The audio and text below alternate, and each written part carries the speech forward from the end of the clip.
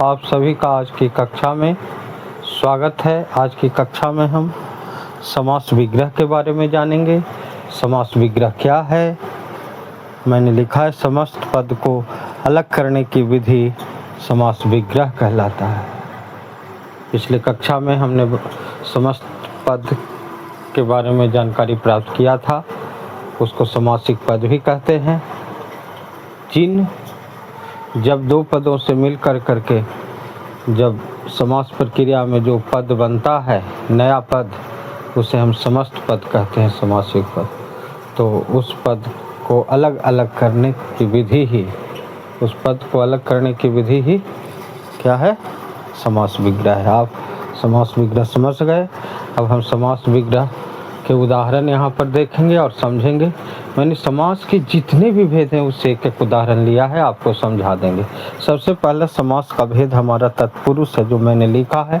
तत्पुरुष जो है 6 प्रकार का होता है। तत्पुरुष 6 प्रकार का होता है।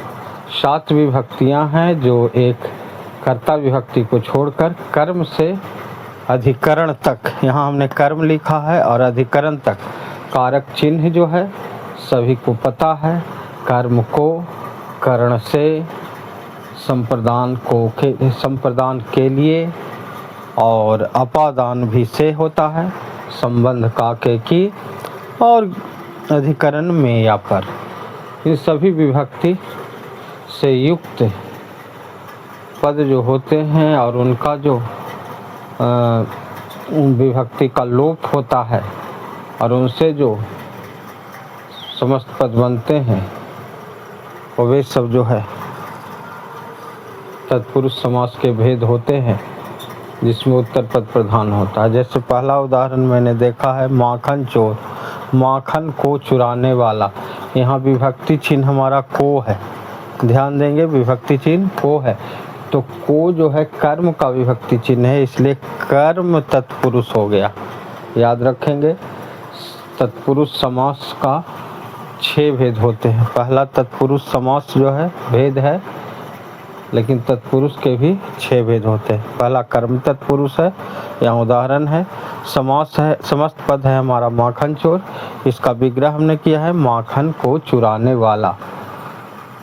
समस्त पद में विभक्ति लुप्त होता है और विग्रह में विभक्ति युक्त करके जो है हम उसको लिखते हैं।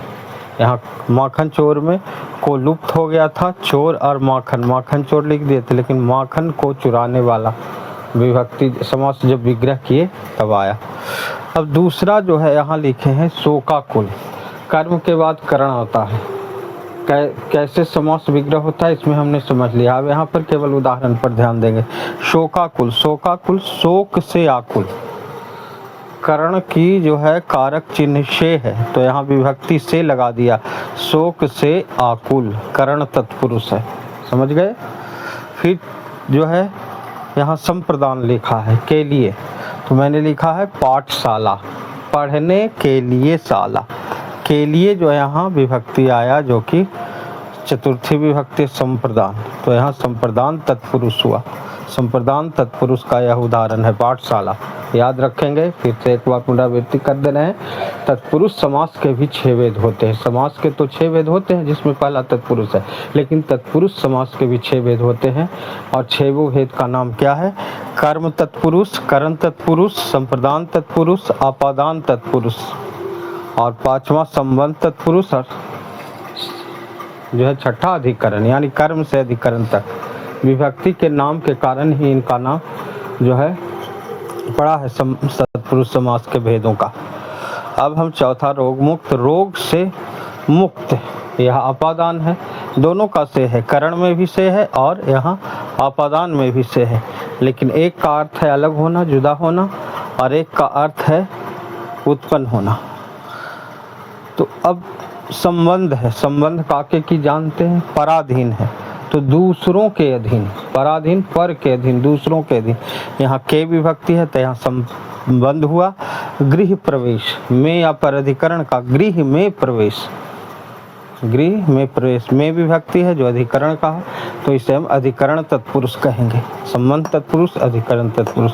यहाँ तक आप तत्पुरुष के 6 भेद के उदाहरण देखे, 6 भेद को जान गए, आप समझ गए होंगे। है तो सभी तत्पुरुष, लेकिन सब अलग अलग है। कर्म तत्पुरुष, करण तत्पुरुष, संप्रदान तत्पुरुष, अपादान प्रथम पुरुष, संबंध तत्पुरुष, अधिकरण तत्पुरुष, 6 तत्पुरुष। और एक विभक्ति जो बच जाता है उसको कर्ता तत्पुरुष कहते हैं, और उसका नाम दे दिया जाता है कर्मधारय, जो कि मैंने अगले उदाहरण में लिखा है। वचनामृत, वचन रूपी अमृत, परमात्मा, परम है जो आत्मा, यह कर्ता के रूप में ही काम करेगा, इसमें विभक्ति जो है। तो परम है जो आत्मा, तो यह जो है कर्मधारय समास के उदाहरण हुआ। वचनामृत, वचन रूपी अमृत, परमात्मा, परम है जो आत्मा। अब हम आगे जो है अगला उदाहरण को समझेंगे। द्वंद्व समास यहाँ लिखा है, द्वंद्व समास के उदाहरण, जिसमें दोनों पद की प्रधानता होती है, जैसे माता और पिता। विग्रह करना सीखेंगे, तो कैसे सीखेंगे? माता और पिता, योजक चिन्ह है बीच में, उसको हटा करके और लिख देंगे। माता पिता के बीच से योजक चिन्ह हटा दिए और लिख दिए माता और पिता, तो हमारा समास विग्रह हो गया द्वंद्व समास का। अब फल फूल, तो फल और फूल के बीच में योजक चिन्ह है, उसको हटा करके यहाँ और लिख दिए फल और फूल, तो हमारा समास विग्रह हो गया। समस्त पद अलग अलग। परमात्मा में कैसे, ये कर्मधारय का समास विग्रह कैसे है ऊपर देख रहे हैं, तो कर्मधारय तक समास विग्रह हम करना जाने। और अब है अव्ययी भाव समास के उदाहरण और समास विग्रह। तो यथा स्थान, अर्थात स्थान के अनुसार, तो स्थान के अनुसार यह समास विग्रह हुआ। एक के चिन्ह लगा हुआ है, के चिन्ह जो है, तो यह समास विग्रह हुआ अव्ययी भाव का। अनुरूप, रूप के अनुसार, अनुरूप का रूप के अनुसार समास विग्रह इसका हो गया। और ये अव्ययी भाव है, अव्ययी भाव का उदाहरण है। अब जो है इससे अलग, जिसमें न प्रथम पद की प्रधानता होती है न उत्तर पद की। ये अब तक जो हमने उदाहरण देखा, पूर्व पद की प्रधानता हो रही थी, उत्तर पद की प्रधानता, लेकिन अब अगले उदाहरण में हम अन्य पद की प्रधानता देखेंगे, उसको बहुव्रीहि कहेंगे। कैसे इसका जो है हम विग्रह करते हैं। घन श्याम, क्या लिखा है? घन श्याम। घन श्याम में 2 पद है, घन और श्याम, बीच में विभक्ति लुप्त है। हम लिखेंगे घन जैसा श्याम है जो, घन जैसा श्याम है जो, यानी कि न घन रहेगा न श्याम रहेगा। इसका अर्थ हो जाएगा कृष्ण, अन्य पद की प्रधानता हो जाएगी, बोध हो जाएगी।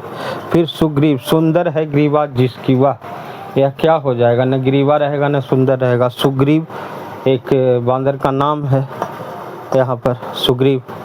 अब लास्ट जो है हमारा दिग्गु समास का उदाहरण। दिग्गु समास में क्या होता है, किसे कहते हैं? तो पूर्व पद संख्यावाचक हो जाता है, तो उसे दिग्गु समास कहते हैं। तो त्रिकाल, यहाँ मैंने त्रिकाल, यानी इसको विग्रह कैसे करते हैं? 3 कालों का समाहार। त्रिकाल मतलब 3 कालों का समाहार। समास विग्रह है। नवरात्रि, नवरात्रि उदाहरण है। 9 रातों का समाहार, विग्रह क्या करेंगे? 9 रातों का। और भी जैसे नवग्रह, 9 ग्रहों का समाहार। चौराहा, 4 राहों का समाहार। इस तरह से हम सुगमता पूर्वक द्विगु समास का विग्रह कर सकते हैं। हमने इस वीडियो में सीखा कि समास विग्रह कैसे करते हैं, उदाहरण भी जाना, स्मरण भी हो गया होगा कि समास के कितने भेद होते हैं, क्या उदाहरण होते हैं, कैसे।